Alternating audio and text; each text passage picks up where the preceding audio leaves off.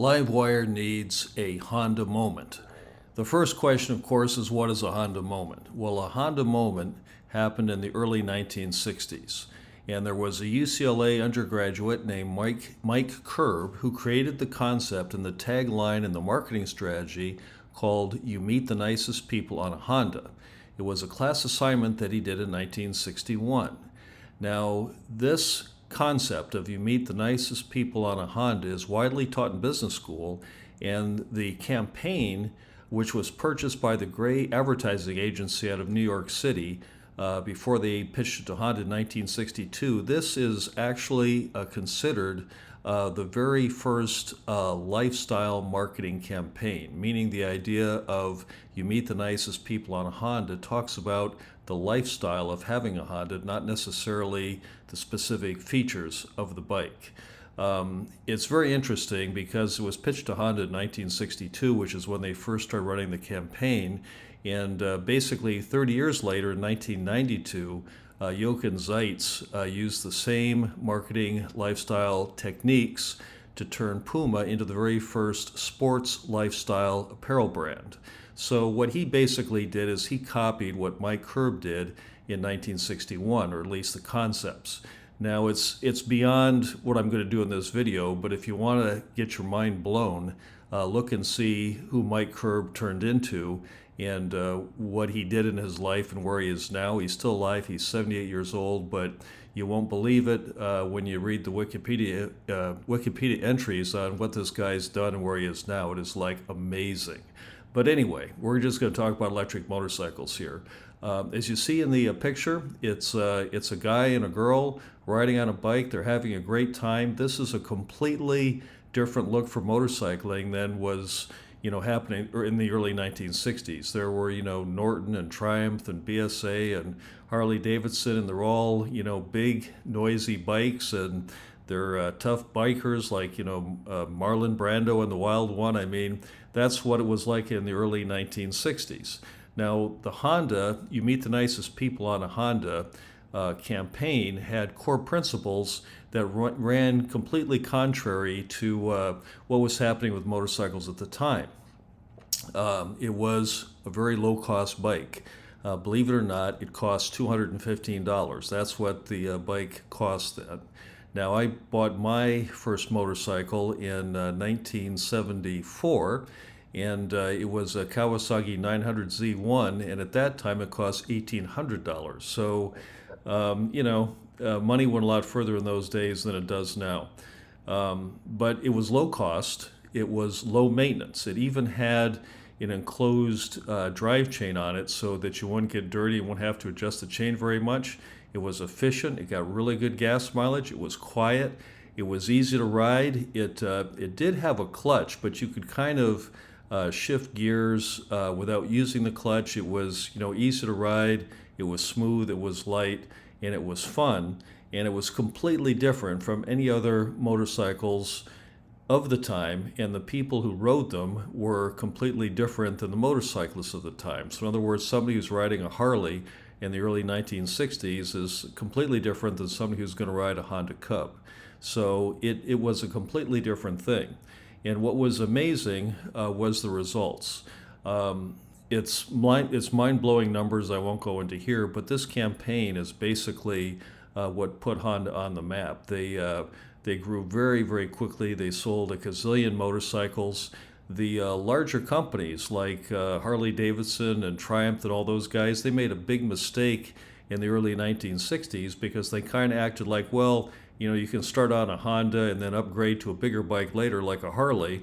And the reality was the Japanese started making bigger bikes like the Honda 750 in 1969, the Z1 in 1973, and before you knew it, they took over the small bikes and the big bikes, and then Harley wound up having to get some government protection against Japanese dumping in the 1980s. But anyway, my point is that Honda exploded onto the scene after this campaign.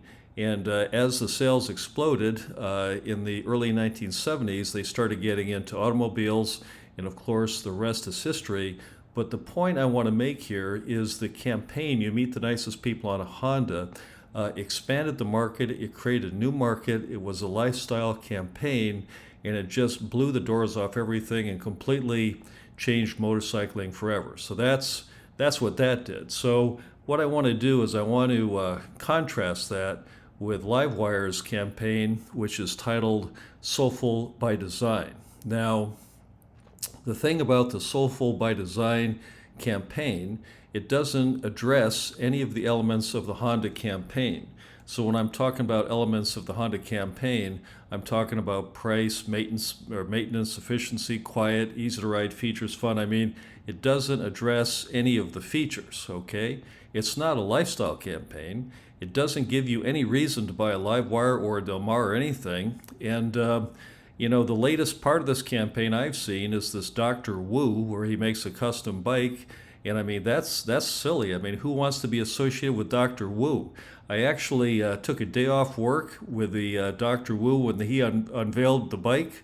And he didn't even show up for the bike unveiling. So I took a day off work and went to see it and everything. And there was a bike there with no Dr. Wu. So this whole Soulful by Design and, you know, the whole association, the thing that's going on has just failed. And the reason we know that it's failed is that now that LiveWire is a public company, they have to disclose at this point a very limited amount of financial information. But we know that in the first quarter, they sold 63 LiveWire ones worldwide. Now, that is a gigantic failure at a time when sales should be increasing because their marketing efforts and their Soulful by Design, they're down by a third, and nobody's buying these bikes. And it's not because they're not excellent motorcycles. You know, the LiveWire one, I've got one. I can tell you, it's just a fantastic motorcycle. And the fact that they can't sell them is a marketing and sales failure.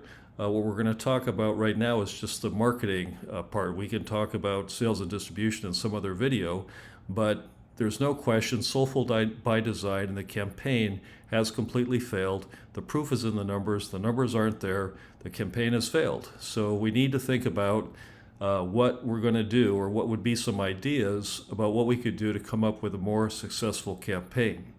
Now, when coming up with a successful campaign, I think we have to kind of look at the heritage of Harley-Davidson and motorcycles and the whole thing, and what that means and what the core of it is. And Willie G, I've got videos and I've got segments of other videos that I've done that have him actually saying this, but he believes that freedom is everything. And when he signs a motorcycle or a gas tank or something like that, he always signs it, Ride Free Willie G. Okay, he believes in freedom, and he thinks freedom is the most important thing. So when I was thinking about some example campaigns to run, I was thinking about Willie G, and it occurred to me that a good tagline or a good lifestyle campaign for LiveWire would be titled Experience the Future of Freedom, because LiveWire is the future, electric motorcycles are the future, and when you have a LiveWire motorcycle, you have a chance to experience what the future is like, which is freedom. So I think Experience the Future of Freedom is an excellent lifestyle campaign for LiveWire to try out with a Del Mar launch. Now, we have to look at carefully how this can line up with the core principles that Honda had and what makes sense. So the core principles are that it has to be low cost. Now, when I say low cost, I'm talking about a $215 monthly payment, and I'm talking about this payment including all maintenance costs for 5 years. So you finance the bike for 60 months, you pay $215 a month, it includes tires, it includes all the maintenance, it includes everything. So the only payment you have is the $215 monthly payment, and the insurance, which will, is another factor based on your age and, how much riding experience you have and your accidents, your tickets and all that. But the point is that if you do the math, that's a very achievable number. Now, the reason the number has to be $215 is twofold. Number one, $215 was the cost of the Honda Cub when it came out with a campaign about you meet the nicest people on a Honda. It even had that price in the advertisement. The other thing is that 215 is how many parts per million the atmosphere was before, or parts per million of CO2, the atmosphere was before the Industrial Revolution. So 215 parts per million is where we have to get to put the environment back to where it was before the Industrial Revolution. So it has a tie-in to global warming. It has a tie-in to Honda. It has a tie-in to, the most successful motorcycle marketing campaign of all time, and certainly probably one of the best campaigns of any kind anywhere, still taught in business schools. So it needs to be $215. Now, if you do the math and you look at Harley's Future Forward program and you put in some numbers, you don't have to have a very big down payment or a very big buyout at the end to get to $215 a month.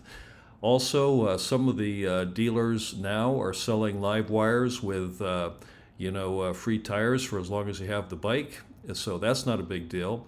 And the Del Mar, since it doesn't have any gear case that needs fluid changed, is basically a maintenance-free bike. I mean, I guess you've got like belts and tires and stuff like that, but that's not a big expense, and I think it would be fantastic to do that. I think they'd sell as many bikes as they wanted to sell.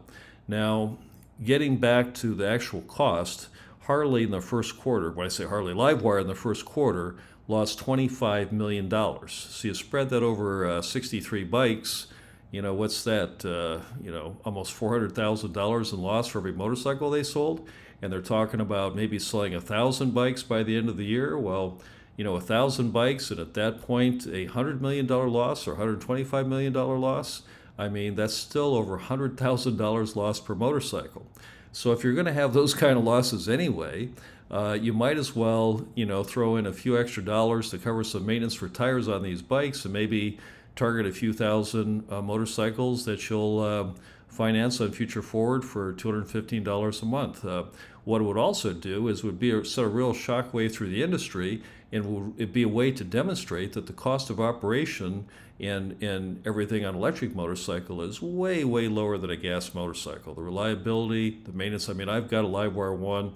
I can tell you that these things don't cost much to run. It's basically tires, and every 10,000 miles you do a fluid change on the transmission. But anyway, this is an important part of the program. It needs to be a low cost. Maintenance needs to be included. Tires need to be included. And on a back of the napkin calculation, I think it can be done on a 60-month fast forward lease on Harley Davidson Motor Credit.